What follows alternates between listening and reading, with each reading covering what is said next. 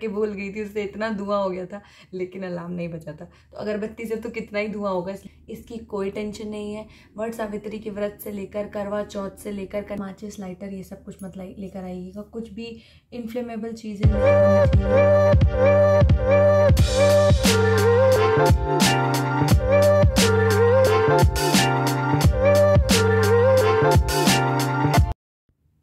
Hello my YouTube family, welcome back to my channel.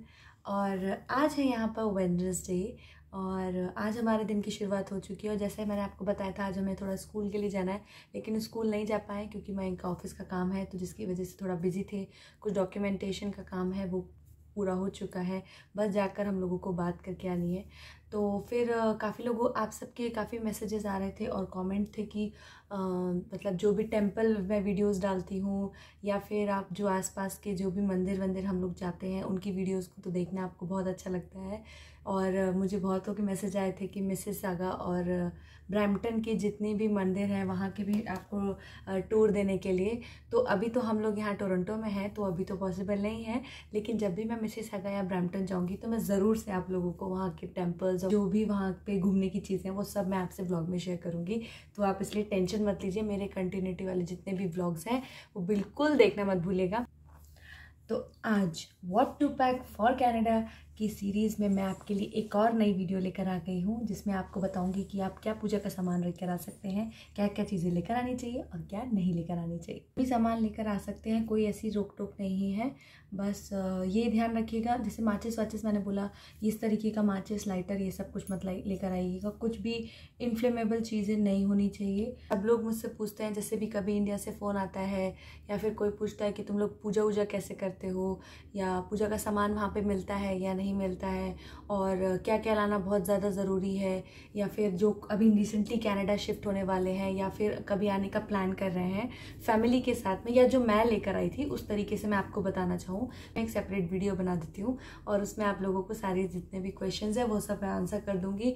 तो यहाँ पे जैसे नॉर्मल वुडन फ्लोरिंग रहता है, पूरा वैसे वाले घर है, ज़रा सा भी चिंगारी हो, कुछ हो तो कुछ भी होने का टेंशन रहती है, मतलब आग लगने की टेंशन होती है यहाँ पे उस तरीके का। अरे मुझे भी हुई थी पहले कुछ टाइम तक। तो मैं सच बता रही, जब हम लोग एयरबीएनबी में थे तो उसके बाद में वहाँ पे मैंने एक हफ्ते तक तकरीबन मैंने कोई दिया नहीं जलाया था। एक तो हम दूसरे के यहाँ पे दूसरे तरीके से सारा सामान उसका फैला हुआ था, इधर किताबें हैं, नीचे फ्लोर है, कारपेट है, सोफ़ा है, सब कुछ था।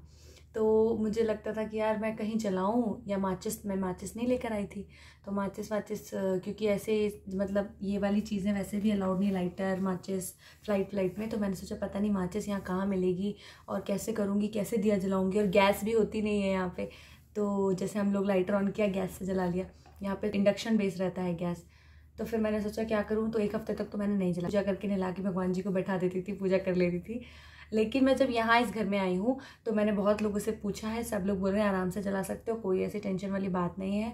तो फिर मैंने घी का दिया जलाना स्टार्ट किया इस घर में आने के बाद में। और माचिस भी यहाँ बहुत आराम से मिल जाती है। उसके साथ साथ यहाँ पे अगरबत्ती भी जला सकते हैं क्योंकि इतना धुआं उसमें कुछ होता नहीं है। मैं वैसे भी अभी 2-4 दिन पहले जो मेरे घर में जो मैं पतीला रख के, जो कुकर रख के भूल गई थी, आपने अगर वो ब्लॉग नहीं देखा तो आप देखिएगा, वो जो मैं रख के भूल गई थी उससे इतना धुआं हो गया था, लेकिन अलार्म नहीं बजा था। तो अगरबत्ती से तो कितना ही धुआं होगा, इसलिए कोई टेंशन वाली बात नहीं है, आप अगरबत्ती घर में जला सकते हैं। और मैं आज बता देती हूँ कि क्या क्या सामान है जो कि आप इंडिया से कैरी करके कनाडा ला सकते हैं। कि एक तो हम लोग को मतलब प्रॉपर वेट कैरी करना था इंडिया से आने के लिए, जैसे कि जनेऊ रखा था, रोली रखी थी, और क्या बोलते हैं ये कलावा हो गया, और भगवान जी के पोस्टर हो गए। जैसे भगवान जी के पोस्टर तो मैंने खैर यहीं पर आके लिए हैं। मैं एक अपने ठाकुर जी में लड्डू गोपाल को मानती हूँ, तो लड्डू गोपाल लेकर आई थी, उनकी पोशाक, गर्म पोशाक लेकर आई थी, और समर के लिए अलग से लेकर आई थी, नॉर्मल वाले जो पोशाक होती हैं वो लेकर आई थी। और गंगा जल रख सकते हैं, और मतलब दिया घंटी, छोटी वाली घंटी वगैरह, ये सब तो ज़्यादा वेट मतलब ज़्यादा भारी भारी भी नहीं, नॉर्मल वो भी रख सकते हैं। और उसके साथ साथ मैं गंगा जल लाना भूल गई, छोटी सी जो बॉटल आती है उसमें रख के लेकर आ सकते हैं, कोई ऐसी बात नहीं है। और जो नॉर्मल भगवान के फ़ोटोज़ वगैरह हैं वो ला सकते हैं। तस्वीर सिर्फ ठाकुर जी लेकर आई थी, और मुझे जितने भी पोस्टर यहाँ पे जो भी आपने मेरा मंदिर देखा है वो मैंने यहीं पर आके सेट किया है। मंदिर में गई थी तो वहाँ कैलेंडर मिले थे, वहाँ से फ्रेम्स कट करके मैंने मंदिर सजाया है। ये जो करवा चौथ और जो हम लोगों का पूजन होता है, इसके लिए अहोई अष्टमी वगैरह के जो कैलेंडर्स आते हैं वो कैलेंडर्स आप रख लीजिएगा, यहाँ पर भी मिल जाते हैं। वैसे कोई टेंशन की बात नहीं है, लेकिन इनिशियल डेज में आप इतना ज़्यादा खर्च नहीं कर सकते। जैसे हम लोगों ने अभी, हम लोग को अगर नहीं भी मिलेगा फॉर एग्जांपल जैसे करवा या कुछ भी, तो मैं जाके लेकर आ सकती हूँ। लेकिन ये है कि मुझे पता है कि अब कहाँ मिल रहा है, क्या रेट है, कितना, अगर इमरजेंसी है तो मैं ले सकती हूँ। बट अगर कोई एकदम स्टार्टिंग में आता है तो उसको नहीं पता होता है, तो इस वजह से मतलब थोड़ा सा टेंशन रहती है। जैसे मुझे थी टेंशन, मैंने बहुत गूगल किया था, बहुत ज़्यादा यूट्यूब किया था कि देखूँ कहाँ पे क्या मिल रहा है, क्या नहीं मिल रहा है, कैसे कर सकती हूँ, क्या चीज़ कहाँ मिलेगी क्या नहीं, ये बहुत इस तरीके की सर्च करी थी। लेकिन सब कुछ यहाँ मिल जाता है, कोई ऐसी बात नहीं है। लेकिन फिर भी मैं बोलूँगी कि आप इंडिया से खुद का पहले से पहले 2-3 महीने का स्टॉक कैरी करके लेकर आइए। दिया जलाते हैं तो कॉटन वगैरह ये सब लगेगी, लोटा हो गया जो मंदिर में चाहिए रहता है, और पोशाक तो हो गई, जो भी ठाकुर जी का श्री विग्रह आप लाना चाहते हैं, तस्वीर लाना चाहते हैं, फ़ोटो लाना चाहते हैं, जो भी लाना चाहते हैं लेकर आ सकते हैं। मयंक भी जनेऊ पहनते हैं, जनेऊ बदलना रहता है। और हम लोगों में पूजा में जैसे शिव जी पर जनेऊ चढ़ाया जाता है, कलावा हो गया, चंदन हो गया, रोली हो गया, ये इस तरीके का सामान आप रख सकते हैं। और बाकी यहाँ पे टेम्पल्स वगैरह में जाते हैं, हर एक फेस्टिवल मनाया जाता है, इसकी कोई टेंशन नहीं है। वट सावित्री के व्रत से लेकर, करवा चौथ से लेकर, कन्या पूजन से लेकर, कन्या पूजन भी मैंने अपने ब्लॉग में आपको दिखाया है कितना अच्छे से मंदिरों में होता है।